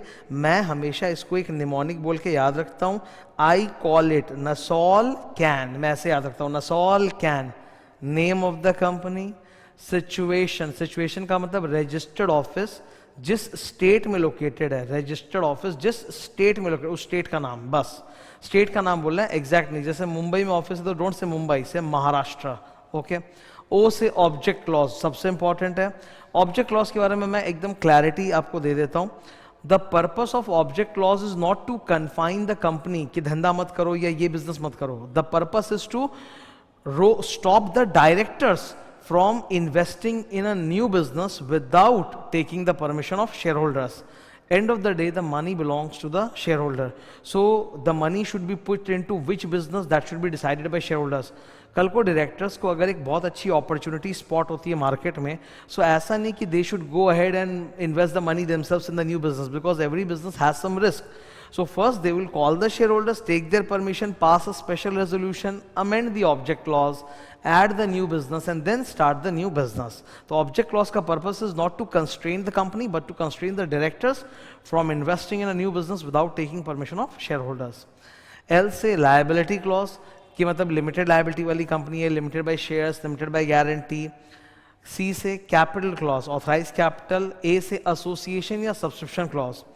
इन 7 में से एक ऐसा क्लॉज है जो कभी अमेंडमेंट नहीं हो सकता. ठीक है, बाकी आपको जितने भी क्लॉजेस दिख रहे हैं ना, सबके अंदर चेंजेस हो सकते हैं. कंपनी का नाम, बिजनेस, ऑफिस, सब हम लोग ऑल्टर कर सकते हैं, चेंज कर सकते हैं, पर एसोसिएशन क्लॉज ऑल्टर नहीं होता. व्हाट इज एसोसिएशन या subscription clause? The people who formed the company, let's say a public company is formed by 7 subscribers. तो ये जो 7 सब्सक्राइबर्स होते हैं, ये वचन देते हैं, कसम खाते हैं कि जैसे ही कंपनी इनकॉर्पोरेट होगी, we will buy so many shares and put so much of money into the company's capital. Okay, so once the company is incorporated, company will issue them shares and they will put money into the company, then that's it. उसके बाद जाके whether those 7 subscribers who have become the first members of the company, whether they continue in the company or they quit the company, it doesn't matter. So association या subscription clause में कभी भी कोई alteration नहीं होता है, बाकी सब में ऑल्ट्रेशन होते हैं सर. ठीक है, नॉमिनी क्लॉज ये ओपीसी में होता है, 1 पर्सन कंपनी, वहां तो एक नॉमिनी क्लॉज डालना पड़ेगा ना, with the consent of the nominee, कि who will be the backup. Okay, that is memorandum. Here you have section number 5, articles of association. Articles contain close to 90 regulations. Articles के अंदर जो points होते हैं, we don't call them clauses, we call them regulations. And traditionally approx 90 regulations होते हैं, and from the perspective of the new company law, we have categorized these regulations into two parts. Number one, ordinary regulation, and number two, entrenchment regulation. Okay. Before 2013, before the new company law, all the regulations were ordinary only. And if you want to change any regulation in the articles, it was very easy. You just pass special resolution. आपको special resolution pass करना होता था, pass the special resolution, ठीक है, and change the articles. Then with 2013 new company law they introduced a new thing called entrenchment regulation. Entrenchment regulations को articles में put करना mandatory नहीं है, it's optional, it's choice. What is entrenchment? Entrenchment का मतलब है protected. These regulations are protected, मतलब इनको ऑल्टर करना आसान नहीं है. If you want to alter these regulations you have to pass something more than SR. हम लोग बोलते हैं conditions more restrictive than SR. For example, SR का मतलब होता है 75% approval. More than SR का मतलब क्या हो सकता है? 80% approval, 90% approval, 100% approval, something more than SR. So these are protected regulations जिनको alter करना, amend करना बहुत difficult है. एक question उठता है, sir give us an example of entrenchment regulation. Now for example, आपने आर्टिकल्स में कोई एक रेगुलेशन डाला है रिगार्डिंग कॉल्स इन एडवांस या फॉर फीचर ऑफ शेयर्स, और आप चाहते हो कि उसको कभी ऑल्टर ना किया जाए, तो इसीलिए आपने उसको एंट्रेंचमेंट रेगुलेशन डिक्लेयर कर दिया और लिख दिया कि इनको ऑल्टर करने के लिए 95% अप्रूवल चाहिए शेयर होल्डर्स का, which makes it quite difficult to achieve 95% approval. So which regulations should be made entrenchment? That is left up to the choice of the shareholders. Law doesn't prescribe कि ये होना चाहिए, वो आप देख लो. It is your choice, your discretion कि आप 90 में से कौन कौन से रेगुलेशन को एंट्रेंचमेंट बनाना चाहते हो. ठीक है, तो ये नया कंसेप्ट आया सेक्शन 5 में. Now will go one by one. Okay, समझ में आ रहा है? Section number 4, memorandum. What are the clauses? ये रहे सर 7 क्लॉजेस. सबसे पहले क्या है? Name clause. नेम के लास्ट में क्या होगा? लिमिटेड या प्राइवेट लिमिटेड. ओपीसी है तो प्राइवेट लिमिटेड ब्रैकेट में ओपीसी. सिचुएशन क्लॉज में सिर्फ स्टेट का नाम होता है, the state where RO is situated. Object clause contains 2 types of objects. Main objects मतलब होता है type of businesses that the company can do. Let's say company can do 4 businesses, B1, B2, B3, B4. Okay, तो वो लिखा हुआ रहेगा. और एक सेकंड ऑब्जेक्ट्स होता है जिनको बोलते हैं incidental objects. Incidental objects are basically not the businesses but the transactions that a company can do. Transaction like purchase of raw material, sale of finished goods, recruitment of employees, hiring of labor, payment of wages, purchase of fixed assets, वो सब. तो 2 type के होते हैं. Main object मतलब the businesses that the company can do, and incidental objects means the type of transactions that the company can do for achieving its main objects. Okay. Then comes your liability clause. इसमें 2 होते हैं, limited by shares and limited by guarantee. 99% आपको जो भी company मिलेंगी वो shares वाली होती हैं. और शेयर्स वाली कंपनी में क्या होता है? Once the shares are fully paid, member has no further liability. But if the shares are unpaid, let's say 10 rupees face value of the share and it is paid up to the extent of 7 rupees. So 3 rupees is unpaid. So that 3 rupees unpaid is your maximum liability. Beyond that, you are not liable. Okay, that is called unpaid amount on shares. That's your maximum liability. On contrary, there is something called guarantee company. In case of a guarantee company, the liability is equal to the guarantee amount. The member must have promised a guarantee amount कि when the company goes into liquidation and the assets are not sufficient to pay the creditors, that time the member will contribute some amount. Okay, that amount is called amount of guarantee or amount of undertaking. Undertaking means the promise that they will contribute. तो ये होता है company limited by guarantee. Okay. Next is capital clause. Capital clause में आप दोनों लिखोगे equity and preference. You will write the breakup also. Just don't say कि our capital is 1 CR. Say 10 lakh shares of face value rupees 10 each, like that. So you have to break it down into number of shares and face value of shares. Next is subscription clause that I told you, association clause and nominee clause in case of OPC. Now names को लेके कुछ important बात. देखो company का जो नाम है ना वो यूनिक होना चाहिए. It should not be identical or similar to some other name. First point. Second point, your name should not be an offence or undesirable. Sir offence मतलब गाली? नहीं. ऑफेंस या अनडिजायरेबल का मतलब होता है, गवर्नमेंट ऑफ इंडिया ने 1950 में एक लॉ बनाया था, एम्बलम्स एंड नेम्स एक्ट 1950. उसमें भारत सरकार ने कुछ नाम बता रखे हैं और बोला है कि ये नाम आप यूज नहीं करोगे. फॉर एग्जाम्पल, आपके नाम में United Nations, World Health Organization, किसी freedom fighter like Bhagat Singh, राष्ट्रपति, प्राइम मिनिस्टर, इन सब का नाम आपके कंपनी के नाम में नहीं होना चाहिए. ओके, तो अगर आपने वो किया तो दैट्स एन ऑफेंस, तो वो नहीं कर सकते. आपके नाम में ब्रिटिश इंडिया नहीं हो सकता. ओके, इनको बोलते हैं ऑफेंसिव और अनडिजायरेबल नेम्स, ये अलाउड नहीं है. Next is sir, your name should not indicate any kind of government connection. आपके नाम में national, Hindustan, Bharat, central, federal, ये सब नहीं होना चाहिए, because that indicates government connection. Now you will find that many big foreign brands have their subsidiaries in India, like Nestle India Limited, PepsiCo India Holdings Limited, Coca-Cola India Private Limited. All these Indian subsidiaries of the foreign brand, they have this India word in their name towards the end. That is permissible. They have to take approval of RD. Okay, so those Indian subsidiaries of foreign brands, they typically use the word India in their name to distinguish it from their other foreign subsidiaries. So वहाँ पर वो लोग central government यानी RD का application डालते हैं, RD1 और approval ले लेते हैं. ठीक है, तो वो अलाउड है. Reserve name, you have to reserve a unique name for your company. Now name reserve दो टाइम पे होता है. फर्स्ट, जब आप एक न्यू कंपनी इनकॉर्पोरेशन करते हो या फिर एक पुरानी कंपनी अपना नाम चेंज करना चाहती है, तो इसका प्रोटोकॉल क्या है. व्हेन इन कॉर्पोरेशन, तब स्पाइस प्लस में ही आपको नाम रिजर्व करना है. स्पाइस प्लस के पार्ट ए में बताया था 20 डेज के लिए रिजर्व होता है.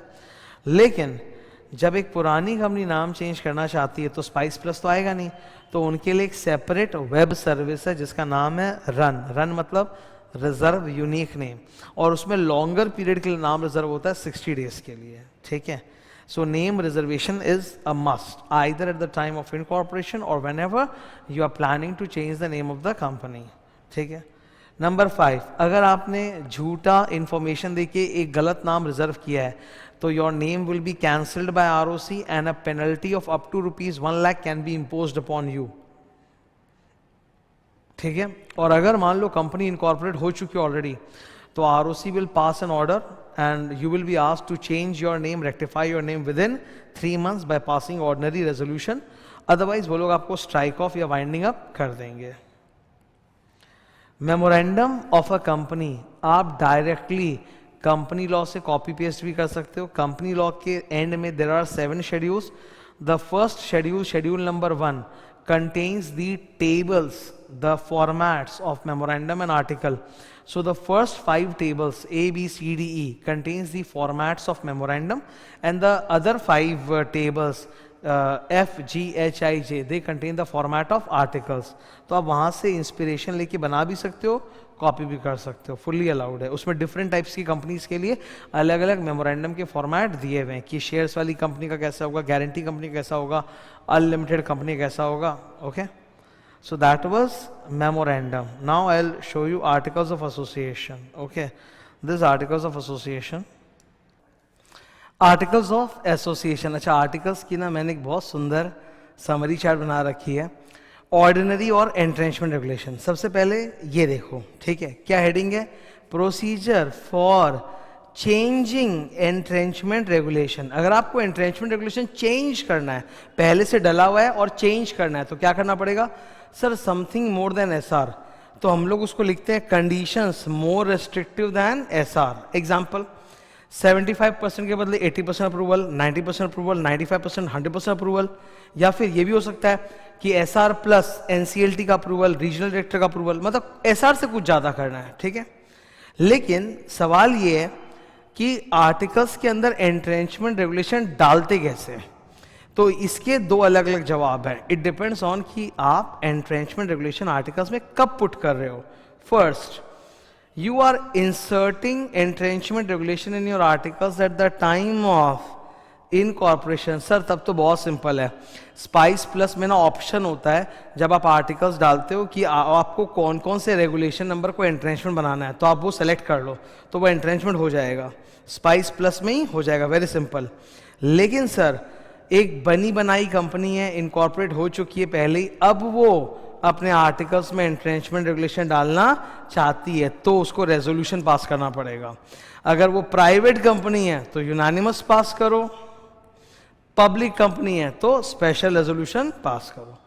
तो अगर एक पुरानी कंपनी जो ऑलरेडी पुरानी कहने का मतलब इनकॉर्पोरेट हो चुकी है, वो अगर अपने आर्टिकल्स में एंट्रेंचमेंट डालना चाहती है तो क्या करना पड़ेगा, यूनानिमस पास करो, अगर प्राइवेट है तो, पब्लिक है तो स्पेशल रेजोल्यूशन। ठीक है।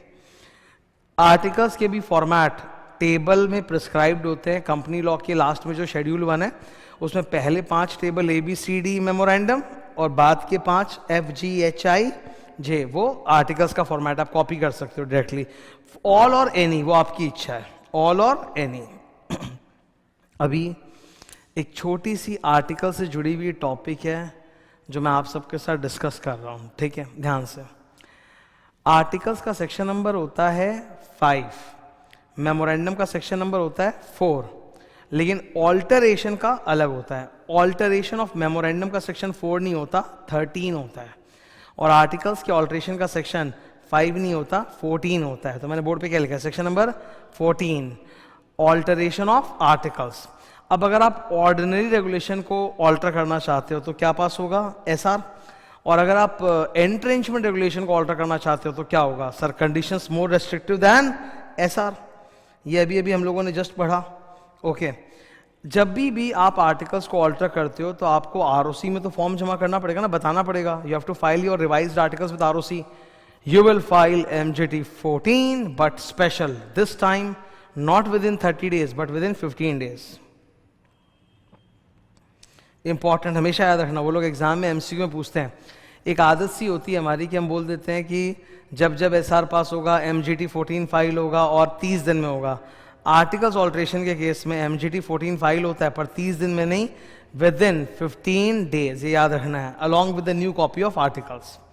एक और खास बात है, suppose you want to convert a private company to a public company or a public company to a private company, इसके जो लंबे चौड़े डिटेल प्रोसीजर है वो सिलेबस में नहीं है, सिलेबस में एकदम छोटा सा प्रोसीजर है। Definitely any type of company को अगर आप कन्वर्ट करते हो into another type of company, you have to change the memorandum and articles, and typically changing of memorandum and articles requires SR। लेकिन अगर कोई बड़ी बात हो जाए तब तो आपको हायर अथॉरिटी, सेंट्रल गवर्नमेंट का अप्रूवल चाहिए। तो इन्होंने बोला देखो दो केस है भाई, private company to public company. Private normally हम लोग छोटा मानते हैं, हालांकि जरूरी नहीं है, तो प्राइवेट को पब्लिक बना रहे हैं। बोला इससे किसी को दिक्कत नहीं है, किसी हायर अथॉरिटी से पूछने की जरूरत नहीं है, you guys just pass special resolution. और कन्वर्जन का एक फॉर्म होता है NC 27 लगा दो ROC के पास, ROC आपको दे देगा new certificate of incorporation. New certificate आते मतलब आप इनकॉर्पोरेटेड हो गए, अब आप पब्लिक कंपनी बन चुके हो, from private you have upgraded yourself to a public company. So private को पब्लिक बनाना है तो बहुत ही आसान है, 3 काम है, SR पास करो, फॉर्म लगाओ और न्यू सर्टिफिकेट ऑफ इनकॉर्पोरेशन आ जाएगा। लेकिन सर दिक्कत तब होती है जब पब्लिक कंपनी को आप प्राइवेट करते हो तो क्रेडिटर्स बौखला जाते हैं, उनको लगता है पता नहीं क्या गड़बड़ हो रहा है कि कल तक जो पब्लिक कंपनी थी अभी प्राइवेट कंपनी बन रही है। तो यहाँ पर you have to take higher authority approval, तो यहाँ पर और 2 काम एक्स्ट्रा करने पड़ेंगे। ऊपर वाले 3 काम तो है ही, 2 काम और extra, you have to take higher authority approval यानी कि रीजनल डायरेक्टर का, एंड हल्ला भी मचाना पड़ेगा, एडवर्टाइज करना पड़ेगा, so that anybody who has an objection can file there objection with the RD, ताकि वो हेयरिंग कर ले। तो पब्लिक को प्राइवेट करोगे तो 5 काम करना है, प्राइवेट को पब्लिक करोगे तो 3 काम करना है। ठीक है, this is alteration of articles.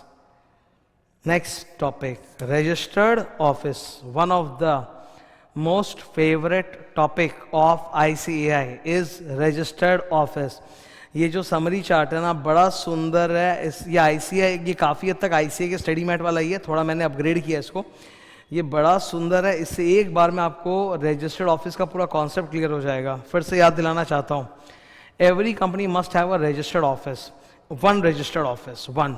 A company may have hundreds of offices. We don't care about that, but we need at least one office to be declared as registered office in the eyes of government. Because registered office जिस state में located है, उसी state का ROC, RD, NCLT आपको jurisdiction, आपकी jurisdiction को govern करेगा. वहीं पर आपकी मीटिंग्स होंगी, वहीं पे आप अपने books of accounts and registers रखोगे और आरओसी भी आपको उसी एड्रेस पे कम्युनिकेट करेगा. So one office has to be registered office. Registered office का जो भी एड्रेस होता है ना, वो एड्रेस का एक प्रूफ, जैसे rent agreement, rent receipt, ownership का agreement, conveyance deed, telephone bill वगैरह, कुछ भी एक एड्रेस प्रूफ आपको आरओसी में जमा करना ही करना है in form number INC 22. INC 22 is the main form for informing the new address along with the address proof to ROC. Okay? इसमें देखो आप 4 केसेस हैं, ठीक है. ये ICI के एग्जांपल्स हैं.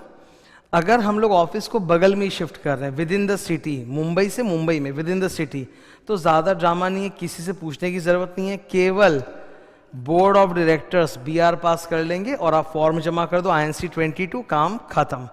तो क्या करना है? नंबर 1 BR पास करो, INC 22 जमा करो, within 30 days, story over. लेकिन अगर आप सिटी चेंज कर रहे हो, मतलब you are still in the same state, let's say Maharashtra, but आप सिटी चेंज कर रहे हो. Now technically outside the city, technically Mumbai and Thane are 2 different cities. Although बगल बगल में लोकेटेड है ठाणे. ठाणे के लोग अपने आप को मुंबई समझते हैं और वो होता ही है, बगल में ही एकदम आना जाना, पर टेक्निकली उसका डिस्ट्रिक्ट या पिन कोड अलग है. तो एग्जाम में क्वेश्चन आया था कि ऑफिस ठाणे डिस्ट्रिक्ट में था, अभी वो मुंबई डिस्ट्रिक्ट में जा रहा है, दादर में जा रहा है, और बोलता है दादर मुंबई डिस्ट्रिक्ट में आ रहा है. तो अगर डिस्ट्रिक्ट या सिटी चेंज हो रहा है तब आपको SR पास करना पड़ेगा, बाकी सब सेम है. अब तो हर बार SR पास करना पड़ेगा और ROC को INC 22 जमा दे दो विद इन 30 डेज. ये 2 केसेस टफ हैं और यही एग्जाम में आते हैं. ओके, पहला वाला ये रेड कलर जो है, ये सेक्शन 12 ही है. This can happen only in 2 states of India, Tamil Nadu and Maharashtra, और कहीं ये हो नहीं सकता. ठीक है, I will show the map of India to you for better understanding purposes. ये देखो आप, ये भारत का अपना मैप है. भारत के मैप में वेस्टर्न साइड में नॉर्थ इंडिया और साउथ इंडिया के एकदम बीचों बीच महाराष्ट्र है. महाराष्ट्र की संस्कृति और कल्चर को अगर आप देखते हो ना, इतना तो सबने देखा ही है, तो आप पाओगे it is a very very mixed culture of north and south, because वो एग्जैक्टली मिडिल में प्लेस्ड है. ठीक है, नाउ महाराष्ट्र में इन्होंने बोला कि 2 अलग अलग ROC है. एक है ROC मुंबई और एक है ROC पुणे. 2 अलग अलग ROC है. ठीक है, तो आप मान लो महाराष्ट्र में ही शिफ्ट हो रहे हो, but you are changing the ROC. First you are falling in Mumbai jurisdiction, now you are falling in Pune jurisdiction, और vice versa. तो अगर आप महाराष्ट्र के अंदर ही मुंबई टू पुणे ROC या पुणे टू मुंबई ROC में जाते हो तो क्या होगा? Similarly Tamil Nadu has got 2 ROCs, Chennai, Coimbatore. Tamil Nadu is one of the biggest south Indian states at the bottom of the map में जो बॉटम साइड में जो सबसे बड़ा स्टेट निकल के आता है वो तमिलनाडु ही है. ठीक है, very very strong economy. I have worked there and I know भयंकर स्ट्रॉन्ग इकोनॉमी है. जैसे हम लोग बोलते हैं ना कि ये 5 south Indian states they contribute to 1/3 of the GDP of the country. That's true. यहाँ पे तगड़ी इकोनॉमी है और उसके बहुत सारे रीजंस है. मैं एक रीज़न नहीं है, मतलब हिस्टोरिकली भी इनको यहाँ पर ना आतंकियों का, मतलब वो जो होता है ना कि वो जो लूटपाट होना, बाहर से आ गए, वो सब कमी हुआ है relatively compare to north. Sea route से उतना अटैक यहाँ पे नहीं हुआ, plus political stability plus culture, many factors are there. Okay, so Tamil Nadu में भी सर 2 है, एक चेन्नई एक कोयम्बटूर. तो अगर आप ROC कोयम्बटूर से ROC चेन्नई, ROC चेन्नई से ROC कोयम्बटूर में आ रहे हो, ठीक है, तो कुछ एक्स्ट्रा करना पड़ेगा. सर क्या एक्स्ट्रा करना पड़ेगा? RD का अप्रूवल लेना पड़ेगा. क्या लेना पड़ेगा? RD का अप्रूवल. ये देखो इधर. So let's say you are shifting from ROC Mumbai to Pune inside Maharashtra. What do you have to do? Sir, obviously you will pass a special resolution, special point. Take approval of RD by filing form number INC 23. INC 22 भी जमा होगा और कितने दिन में होगा? यहाँ पे टाइम लिमिट होती है 30, 60, 30. हम जैसे RD को एप्लीकेशन लगाएंगे, RD फटाफट विद इन 30 डेज अप्रूवल दे देगा. RD की अप्रूवल को हम ROC में 60 डेज में फाइलिंग करेंगे एंड नेक्स्ट 30 डेज में ROC will give us a new certificate of incorporation. Okay, last cases section 13 state change. Memorandum में तब तक कोई असर नहीं पड़ता जब तक आप स्टेट चेंज ना करो। जब स्टेट चेंज होगा तभी तो मेमोरेंडम चेंज होगा, बिकॉज मेमोरेंडम के जो क्लॉजेस थे उसमें जो नसोल का S for situation, that is the state of the office. So state जब तक चेंज नहीं होगा, मेमोरेंडम चेंज नहीं होगा। तो अब मैं बात कर रहा हूं चेंज आउटसाइड द स्टेट और union territory. Section 13 memorandum will change. यहां पर सर पांचों के पांचों काम होंगे। Pass SR, shareholders approval, apply to regional director form number INC 23, newspaper में एडवर्टाइज करो English and vernacular form number INC 26 to invite the objection of people कि किसी को मेरे स्टेट चेंज करने से दिक्कत है क्या। स्टेट चेंज होने से दो जन को दिक्कत होता है, क्रेडिटर्स को और एम्प्लॉयज को। क्रेडिटर को लगेगा कि यार आप भाग रहे हो और एम्प्लॉय का जॉब जा रहा है, तो एडवर्टाइज करो, ऑब्जेक्शन मंगाओ, सबका ऑब्जेक्शन सॉल्व करो, ठीक है। देन INC 22 तो जमा होगा ही, एंड टाइम लिमिट है 60-30।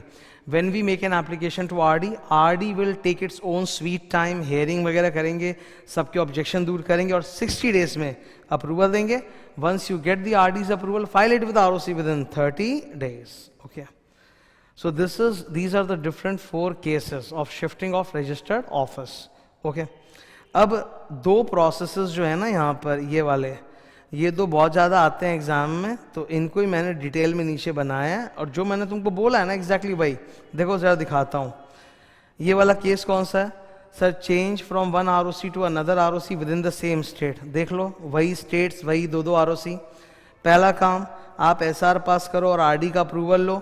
टाइम लिमिट क्या है? 30 डेज के अंदर RD अप्रूवल देगा। RD का ऑर्डर हम 60 डेज में ROC को देंगे, ROC न्यू सर्टिफिकेट 30 दिन में दे देगा। फिर वैसे ये देखो, चेंज ऑफ स्टेट, SR पास करो, RD के अप्रूवल के लिए एप्लीकेशन लगाओ, INC 23 में न्यूज़पेपर में एडवर्टाइजमेंट करो, इंग्लिश वर्नाकुलर वगैरह, ठीक है। RD हम लोगों को ऑर्डर देगा विद इन 60 डेज, RD का ऑर्डर हम ROC में जमा करेंगे विद इन 30 डेज, एंड फिर फाइनली जो न्यू स्टेट वाला ROC है, they will issue us fresh certificate of incorporation. तो स्टेट चेंज के केस में we get a new certificate of incorporation. Okay, ये था sir registered office, great topic. Now we are moving up to topic number 7, alteration of memorandum and articles. Now before moving further, I will stop for a moment and give you a great master chart. Okay, see alteration of memorandum and articles, ये जो मैं पढ़ाया, कुछ मैंने पढ़ा दिया और कुछ अभी मैं आप लोगों को यहाँ पढ़ाऊँगा, ये हमेशा से स्टूडेंट्स के लिए एक चैलेंज रहता है। तो मैंने इसके लिए एक सुपर मास्टर समरी चार्ट बनाया है, ठीक है। ये रेड कलर का मास्टर समरी चार्ट है, इसमें सारे के सारे ऑल्टरेशंस एकदम क्रिस्प तरीके से कैप्चर हो जाते हैं। जो मैंने आपको पढ़ाया अब तक सब इसमें कैप्चर हो जाता है। ओके, मैं डिस्कस भी कर दूंगा। पहली बात तो ये, और दूसरी बात, एक टॉपिक है जो मैं एक्स्ट्रा यहाँ पे पढ़ाऊंगा, that topic actually forms part of 2 chapters. एक तरफ तो वो सेक्शन नंबर 13 में भी आता है जो कि चैप्टर 2 इनकॉर्पोरेशन है, और दूसरी तरफ वो सेक्शन नंबर 27 में भी आता है जो प्रोस्पेक्टस चैप्टर है, पर टॉपिक सेम है। ओके, तो वो टॉपिक भी मैं यहीं पे डिस्कस कर दूंगा तुम लोगों के साथ। नीचे स्टार्ट करते हैं। मेमोरेंडम, हेडिंग क्या है सर? Alteration of memorandum. सबसे पहले सेक्शन 13, ऑल्टरेशन ऑफ मेमोरेंडम के लिए क्या पास करना होगा? Special resolution. लेकिन wait, one of the clauses in memorandum is capital clause, और कैपिटल क्लॉज के ऑल्टरेशन के ऊपर सेक्शन 61 है जो चैप्टर 4 शेयर कैपिटल में आता है। सेक्शन 61 में स्पेशल रेजोल्यूशन नहीं बल्कि ऑर्डिनरी रेजोल्यूशन चाहिए। तो याद रखना, कैपिटल क्लॉज को चेंज करने के लिए ऑर्डिनरी रेजोल्यूशन चाहिए अंडर सेक्शन 61। तो यहां पे पहले से लिखा हुआ है सेव एज, देखो प्रोवाइजो। अक्सर क्या होता है, हमें लगता है कि जितने भी प्रोवाइजो होते हैं ना, it starts with the word provided that after the section, provided that something, proviso exception. लेकिन सर एक और 3 तरह के प्रोवाइजो होते हैं। तो एक तरह का प्रोवाइजो होता है जो लास्ट में नहीं बल्कि शुरू में आता है, and it does not start with the word provided that, it starts with the word save as. Save as मतलब एक्सेप्ट एज। तो देखो सेक्शन 13 जब खोलोगे ना, बेयर एक्ट भी, तो वहां ऐसा ही लिखा हुआ है save as provided in section 61, मतलब उसको छोड़ के बाकी सब केसेस में मेमोरेंडम ऑल्टर करने के लिए आपको SR पास करना है। तो ये सेव एज भी एक तरह का प्रोवाइजो होता है। Okay, change of name. If you want to change your name, what procedure do you have to follow? Point number 1, sir नाम चेंज करने के लिए पहले तो आपको एक नया नाम सोचना पड़ेगा और उसको रिजर्व करना पड़ेगा, है ना। एंड द नया नाम should not B undesirable, offensive, identical. तो फर्स्ट है एक नया नाम सोचो जो अच्छा सा हो, आइडेंटिकल, अनडिजायरेबल, ऑफेंसिव नहीं हो, उसको रिजर्व करो रन ऐप पे फॉर 60 डेज। फिर नाम चेंज करने के लिए अपने खुद के शेयरहोल्डर से पूछो, एसआर पास करो, सेंट्रल गवर्नमेंट से अप्रूवल लेना पड़ता है, उसके लिए फॉर्म नंबर INC 26 चाहिए। नॉर्मली आपने देखा होगा कई जगहों पे सेंट्रल गवर्नमेंट जब लिखा हुआ आता है तो उसका मतलब होता है रीजनल डायरेक्टर, लेकिन कई जगह ROC भी होता है। मैंने सेक्शन 8 कंपनी जब रिवाइज कराया था तो शुरू में बताया था ना कि सेक्शन 8 कंपनी में 3 चीज़ें होती हैं, issue of license, alteration of memorandum articles and पुरानी कंपनी का रिन्यूअल ऑफ लाइसेंस। यहाँ ROC अप्रूव करता है। तो यहाँ पे भी देखो INC 24 आप किसके पास जमा करोगे, ROC। तो यहाँ नाम चेंज करने के लिए जो सेंट्रल गवर्नमेंट का अप्रूवल चाहिए वो RD का नहीं, वो ROC का अप्रूवल चाहिए। MCQ के लिए बात को याद रखना, ठीक है। ROC आपको एक न्यू इनकॉर्पोरेशन सर्टिफिकेट देगा और इसका फॉर्म नंबर भी अलग है, INC 25 है, न्यू सर्टिफिकेट ऑफ इनकॉर्पोरेशन। 2 साल तक नाम चेंज होने के बाद 2 साल तक आप लोग नए नाम के साथ ब्रैकेट में पुराना नाम भी लिखोगे, ओके, फॉर नेक्स्ट 2 ईयर्स। ये वाला एक इम्पॉर्टेंट पॉइंट है। अगर कंपनी ने अपने एनुअल फाइलिंग्स जमा नहीं दिए हैं या दूसरों का रुपया चुकाया नहीं है, मार रखा है, तो फिर नाम चेंज करने नहीं मिलेगा। That is this proviso. इस पर MCQ है। नेक्स्ट सेक्शन नंबर 13, इसमें 2 मिनट बाद जाऊंगा मैं। यहाँ आ जाओ, ये क्या लिखा है ऊपर, चेंज ऑफ ऑब्जेक्ट क्लॉज। ये सबसे ईजी है। You want to get into a new business, diversify business, नया धंधा चालू करना है, तो मेमोरेंडम में अगर आपके 4 बिजनेस लिखे हुए ऑब्जेक्ट क्लॉज में and you want to add a new business, just pass special resolution and file MGT 14 with ROC, बस इतना सही करना है, वेरी इजी, ठीक है। अब नेम के ऊपर ही I want to show you something. Section number 16, this is not change of name, this is rectification of name, meaning our company was incorporated but unfortunately, fortunately, accidentally, inadvertently our name is identical with a previously registered company or a trademark। तो वो लोग क्या है, government के पास शिकायत करेंगे, central government के पास यानी RD के पास, और बोलेंगे कि मेरा नाम चेंज करवाओ। तो RD will pass an order and tell me to change my name within 3 months, pass an ordinary resolution and change the name। अगर हम लोग 3 months में RD के बोलने पे नाम चेंज कर लेते तो ठीक है, वरना RD ROC को कहलवा कर डायरेक्टली हमारा नाम चेंज कर देगा और हमें एक अल्फाबेटिकल नाम मिल जाएगा। इस तरह का कुछ अजीब सा नाम हमें मिलेगा। अगर हमने खुद रेक्टिफाई नहीं किया तो they will give us a name like this, ORDNC, order of regional director not complied, year, serial number, CIN number, एक अल्फा न्यूमेरिक कोड जैसा नाम मिल जाएगा। फिर आप बाद में चेंज कर लेना, उसको चेंज कर सकते हो। तो इसीलिए जब सेंट्रल गवर्नमेंट RD की तरफ से ऑर्डर आए तो with in 3 months you pass ordinary resolution and change the name.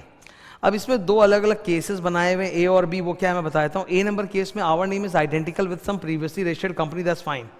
Second वाला है our name is identical not with some company but with some trademark, और वो जो ट्रेडमार्क या ब्रांड ओनर है उसने RD के पास शिकायत लगाई है।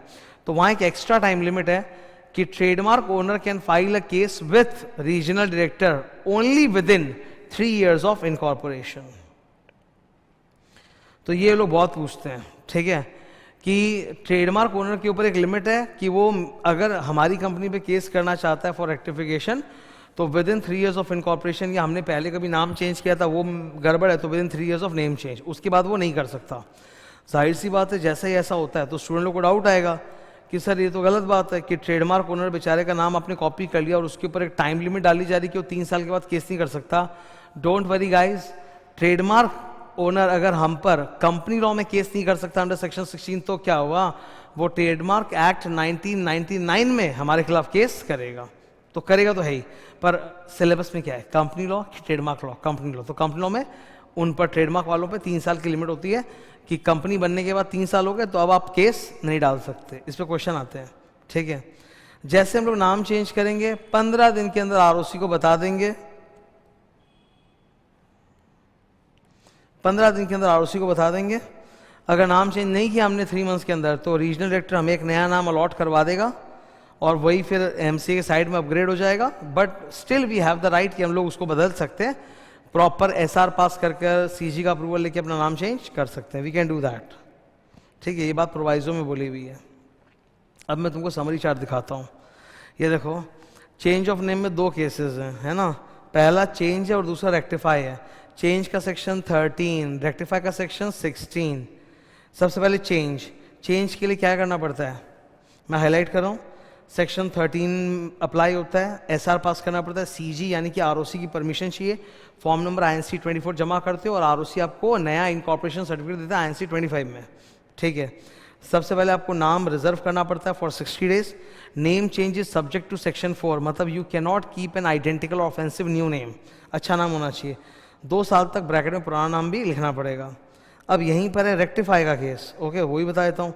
रेक्टिफाई का सेक्शन नंबर क्या है, 16। हम लोग को क्या पास करना होता है, ऑर्डिनरी रेजोल्यूशन। हमें आरडी का ऑर्डर मिलता है, हम पूछते नहीं, आरडी का ऑर्डर मिलता है और 3 महीने में नाम चेंज करो। ट्रेडमार्क ओनर अगर हमारे खिलाफ शिकायत कर रहा है तो कब तक कर सकता है, with in 3 years of incorporation. So name को लेके 2 टॉपिक जो मैंने अभी रिवाइज करवाए, चेंज ऑफ नेम और रेक्टिफिकेशन ऑफ नेम, वो दोनों यहाँ पे बिल्ट एकदम आराम से हो जाएगा। सिमिलरली सर, मैंने सिचुएशन स्टेट चेंज को लेके, ऑफिस चेंज को लेके 4 केसेस पढ़ाए थे ना, with in city, change of city, Maharashtra Tamil Nadu में चेंज ऑफ आरओसी या चेंज ऑफ स्टेट, उसका जो प्रोटोकॉल वहाँ बनाया था वो फुल यहाँ पर आपको लिखा हुआ मिलेगा।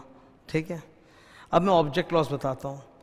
अगर मेमोरेंडम में लिखे हुए ऑब्जेक्ट क्लॉज को चेंज करना है, मतलब एक नए बिजनेस में जाना है, that's very easy. Under section 13 pass special resolution and कोई खास फॉर्म नहीं है तो फाइल MGT 14। ठीक है, लेकिन अगर प्रॉस्पेक्टस में ऑब्जेक्ट चेंज करना है तो ये स्पेशल पॉइंट है, इसी पर अब मैं आ रहा हूँ। इस टॉपिक को गौर से देखो, ये टॉपिक 2 बार है सिलेबस में।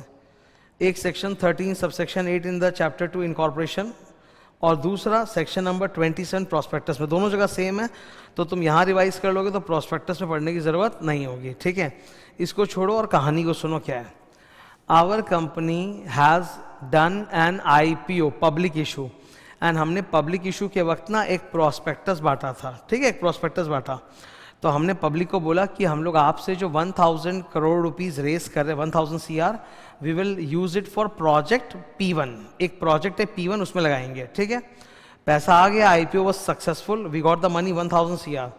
Now out of 1000 CR 700 CR project P1 में लग चुका है, बाकी का 300 CR अभी नहीं लगेगा, बाद में कभी लगेगा 2 साल बाद। तो हमारे पास 300 CR आइडल पड़ा है, अनयूज्ड पड़ा है। The question is, the company इस 300 CR को क्या शेयर मार्केट में लगा सकता है? नो। ये MCQ में पूछते हैं कि ये जो अनयूज्ड मनी है, you can not utilize it for buying, trading और otherwise dealing in equity shares of other listed company, तो स्टॉक मार्केट नहीं कर सकते। ठीक है, हमारे पास एक दूसरा प्रोजेक्ट भी है P2। क्या हम ऐसा कर सकते हैं कि वो unused money 300 CR project P2 में लगा दें? उसी के ऊपर है सेक्शन 13, 8 और 27। ये बोलता है if this conditions are satisfied तो आप वो अनयूज्ड मनी दूसरे प्रोजेक्ट में भी लगा सकते हो। सबसे पहले SR पास करो। क्या पास करो? SR।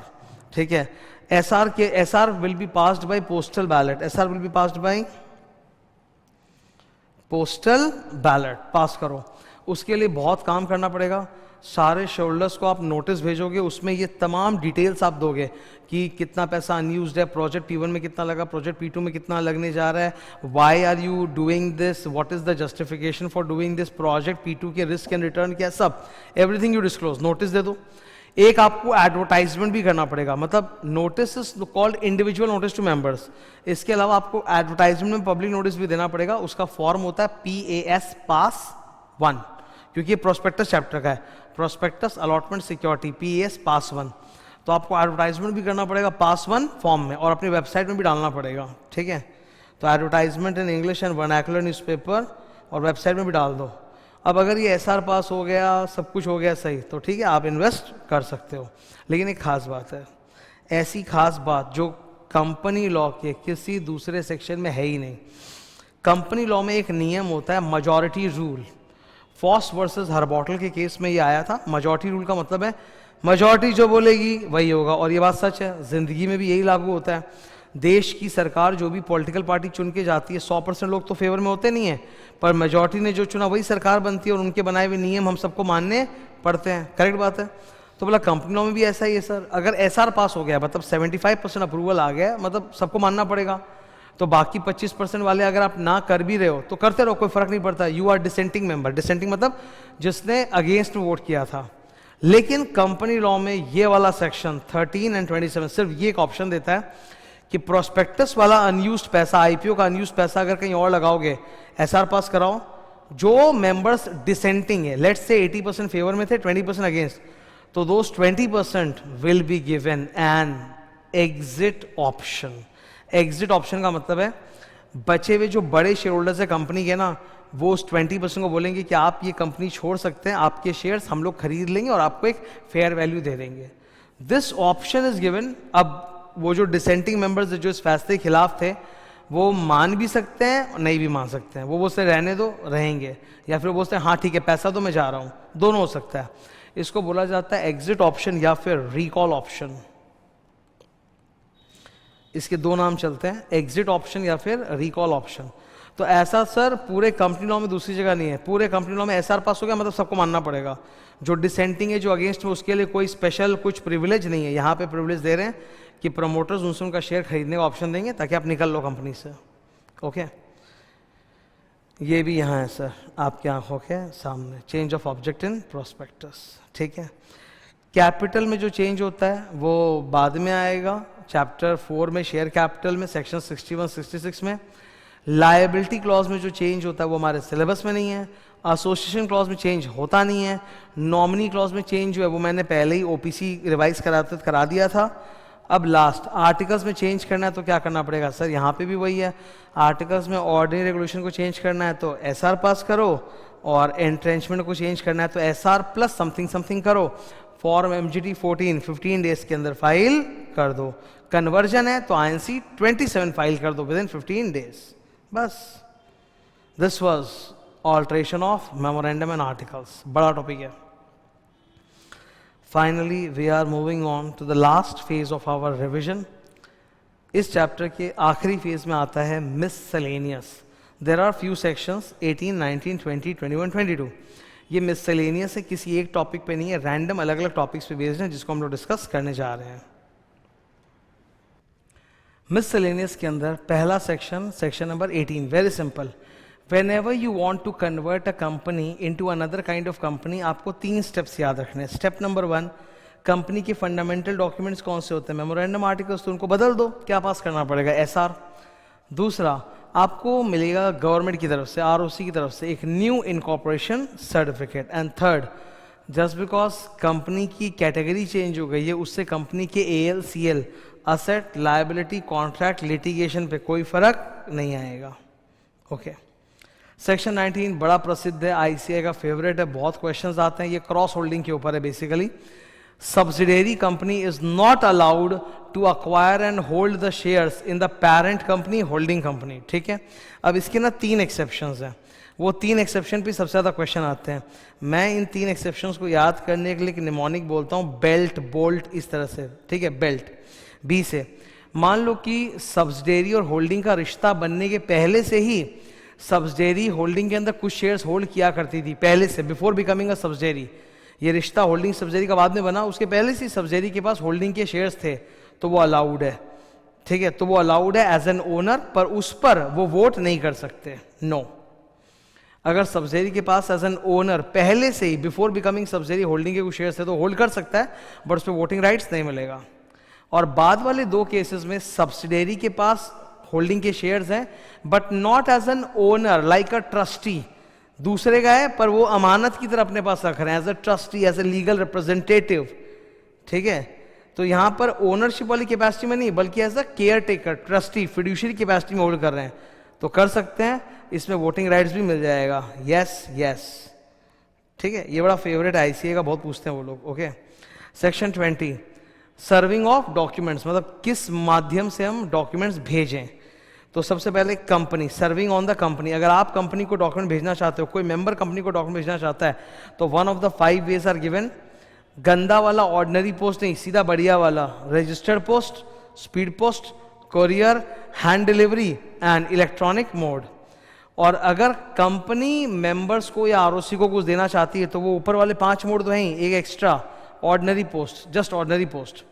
अच्छा, एक मेंबर को हक है कि वो कंपनी को रिक्वेस्ट कर सकता है पैसा देके कि प्लीज़ मुझे ऑर्डिनरी पोस्ट से मत भेजना, मुझे रजिस्टर्ड पोस्ट या स्पीड पोस्ट बढ़िया तरीके से भेजना, तो कंपनी को मानना पड़ेगा, ये हक है, प्रोवाइजो में।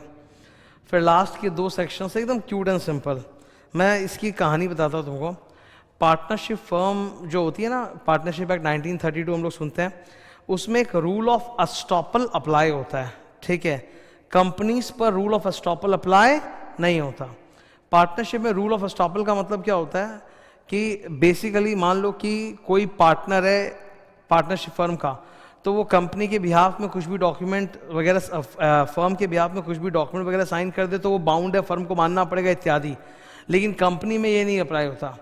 कंपनी जब तक अपने किसी ऑफिसर को पावर ऑफ अटॉर्नी बनाकर ऑथराइज सिग्नेटरी नहीं बनाती, तब तक वो ऑफिसर के किए हुए साइन की कोई कीमत नहीं है और उससे कंपनी बाउंड नहीं होगी। तो इस पर 2 सेक्शन है। सेक्शन 21, ओनली एन ऑथोराइज्ड और कोई KMP officer employ of the company who has been authorised by the board of directors can sign the documents on behalf of the company. Section 22, the BOD gives authorization by issuing a specific power of attorney to that officer। ठीक है, ये था sir. So I hope you enjoyed this। ये we have completed a huge massive revision chapter as I told in the beginning of the lecture itself। This comes in foundation also, CA intro also, CMA intro also, a very very hot topic and बहुत प्रेम से हम लोगों ने revise किया है। अब इस revision से तुमको सारे कंसेप्ट फ्रेश हो गए हैं। ओके, मैं ऐसे ही और भी रिवीजन लेक्चर्स लाता रहूँगा, ठीक है, बने रहो। Thank you.